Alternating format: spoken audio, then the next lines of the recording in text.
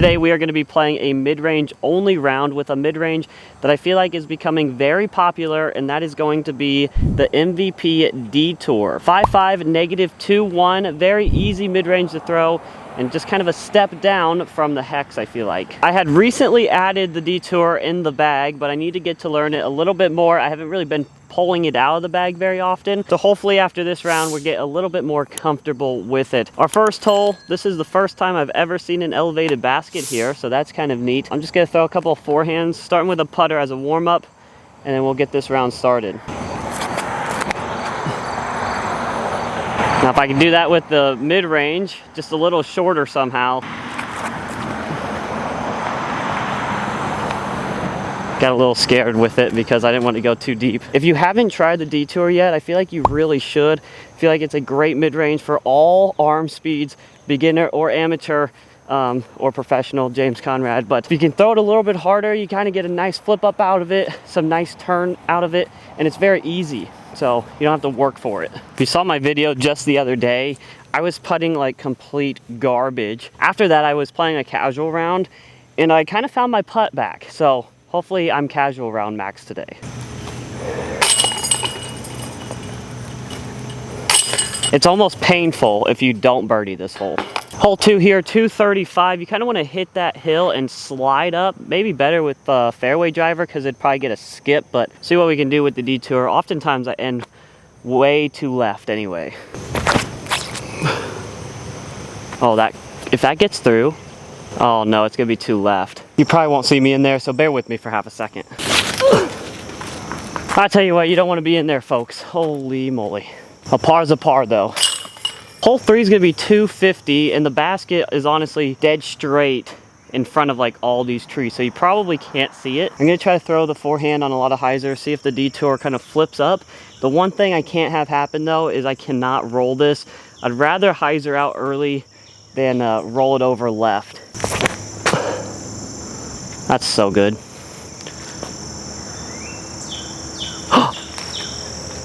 It almost went in. I kid you not, it landed like right in front of it, maybe right over it. We'll take the 2 under through 3.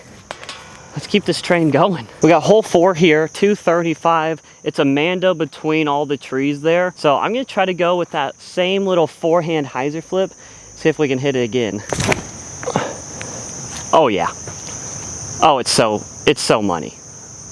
I think a lot of this touch I'm getting on my forehands is because I've learned a little bit more about putters. Used to, back in the day, I could not forehand any mid-ranges, but then I started forehanding putters a little bit more, and now, all of a sudden, I can kind of forehand mids. It's a beautiful little flip up.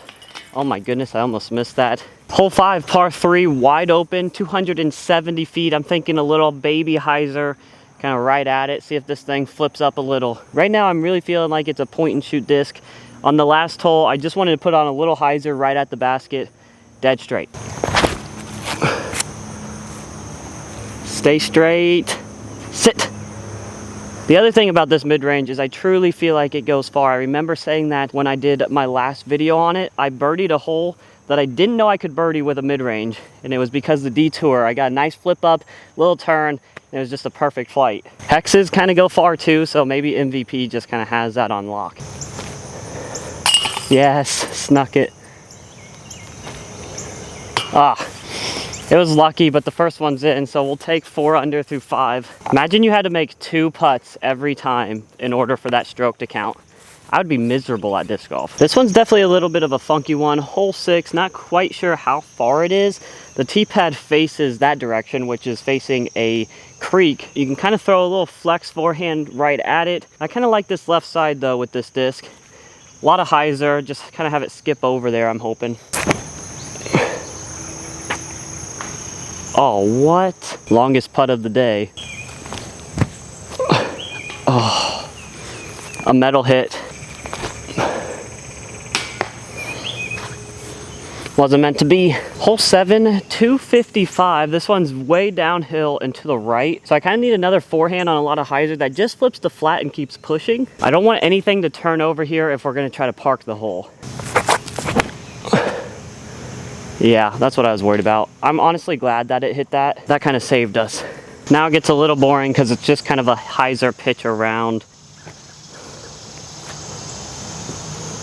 Been funny if we just cashed it. Bag on, cash money. Hole 8, $140. I'd feel bad going anything but a putter here. Just gonna try to flick one up there real quick. Get the easy birdie. Pretty simple, right under it. Here's the thing with hole 9, it is a little scary. It's not very far, but if you want to park the hole, you gotta go over the creek here. Honestly, I'm not going for the park, but we are gonna go over the creek with a forehand. Just try to hit that opening in the trees there if you can see it. Last thing I want to do is go swimming because this is the disc of the video, so let's not lose it. But we are through, plenty through. Holy cow, that is so money. I love that for a forehand, to be honest. I didn't think I would like it for forehands. I thought maybe more backhands, but honestly, I love it for both. Honestly though, a little bit more hyzer with the Detour. We're almost parked. I can't believe we have a putt at it. Oh, you can't just give it to me. All right, we got a nice little 5 down going from the front 9. See if we can continue that streak here. Hole 10 though, I probably won't birdie. Pretty far down there, there's an OB creek on the right that we kind of have to stay away from. I want this drive very low, driven, nowhere near that creek. That's fine. That's exactly what I wanted to do. I did get kind of pinched up on that tree, which sucks, but that should be an easy par. Wow, it looks like this basket has been raised too, so they've been doing some improvements out here, which is kind of dope. Appreciate that, everyone. Not really sure who's in control of all that. If that rolled, I'll be very salty, but I think that's fine. The back 9 of this course, definitely a little bit harder than the front 9. Not that it's that much further. It is a little, it plays a little further, but more just technical, which is never my forte. I remember I made a video here and I was talking about kind of like the king of mid-ranges for the woods, or the best mid-range for the woods. And it was the Mako 3, which great option, but almost kind of changing my mind to the Detour just because it is so point and shoot, hyzer flips for days. I don't know, what do you guys think? Hole 11, 270 feet, another tunnel. Honestly, the way I've been hitting my lines today, I've been throwing that forehand hyzer flip, so this one's a little bit further than what we've been pushing them, so maybe a little bit more hyzer, see if we can get it to go straighter for a bit longer.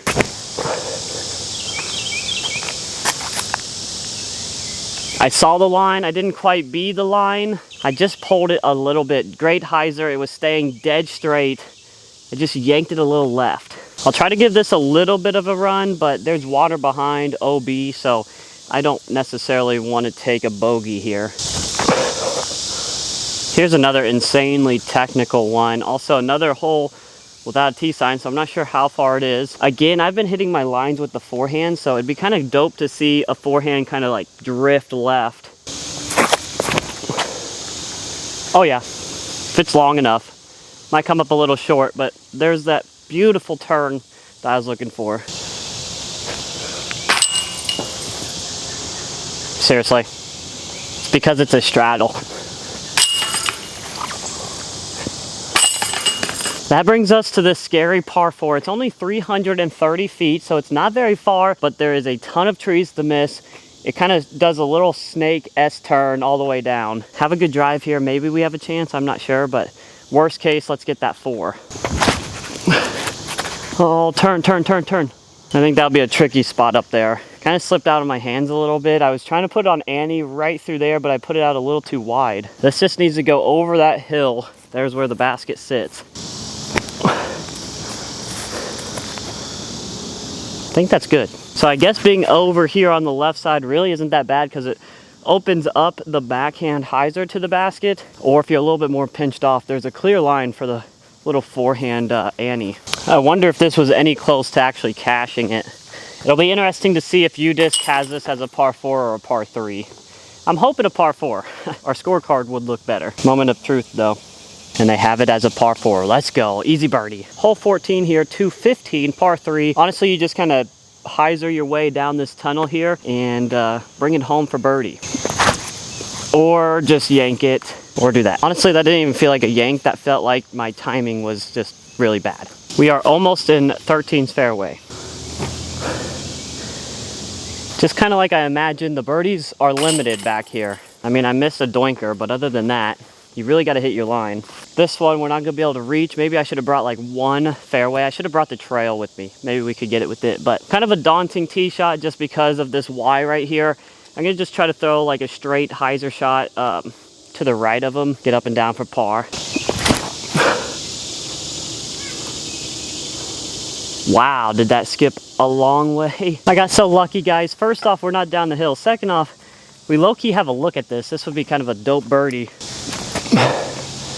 Oh, you just got a hyzer. Hole 16, 190 feet downhill. There is a creek behind the basket, so you don't want to go deep. I'm actually going to go with a putter just because of that. In case we do lose it, I'd rather lose this than a detour. I'm also going to go with a nice little touchy forehand turnover. I think I'll be able to control it a little bit better.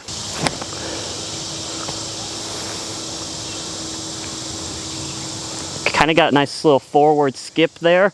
So we have a putt and we didn't go long. I guess I feel a little bad that my next birdie isn't coming from the detour, but this was a way better option. Hole 17 can definitely trip you up a little bit just because of these first initial trees. 230 feet. If you do hit a tree, you might go OB in the creek right in front of us. Other than that, throw a straight shot. That hyzer's just a smidge. Oh, don't commit to it, Max. The only thing good about that is we're not OB and we'll have an easy par. Maybe a birdie look. There's one window. I think my best chance is a forehand through it. Oh, no way. There it is. Are you kidding me? That leads us to our last hole, hole 18. Par 4, 360 feet way up this hill and to the left. I'm going for par here because I don't think I'll have a long enough drive to start to get the birdie. I just don't want to end with a bogey because we're bogey free right now. That's an easy way to get a bogey. Why is my backhand so bad today? Is it always this bad? This pretty much has to get to the top of the hill, guys, for even a chance at the 4. Good thing I have a forehand. There's some like loud screaming coming up from the top of the hill. It sounds like it's coming from a recording, but I don't know what's going on. I'm semi-scared when I get up there. All right, guys, you're just gonna have to believe me that I was gonna get the easy par there. I was set up perfectly for a jump putt and then a tap in at par. There's just 2 people up there. They were listening to music and I didn't really feel comfortable filming. So with that par, that puts me at 7 under for the day. With the detour, a little help from the Wardens also. Honestly, I'm really loving this disc, and today I learned that I can forehand it as well, which I probably would have never tried if I didn't do this video. So hope you guys enjoyed the video. Make sure to hit that like and subscribe button for me, and we will see you in the next one.